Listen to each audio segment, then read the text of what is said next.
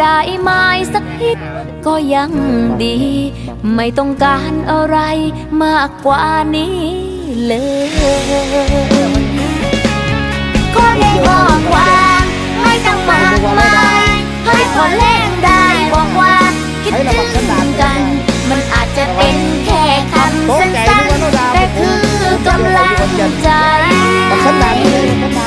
มันอาจจะเป็นแค่คำสั้นๆที่ไหนได้แล้วว่าบางแต่คือกำลังใจ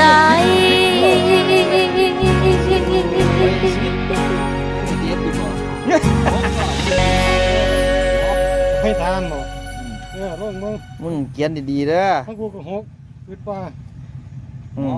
ตัวนี้ก็ฮอก เอารวมเบิ้งวันนี้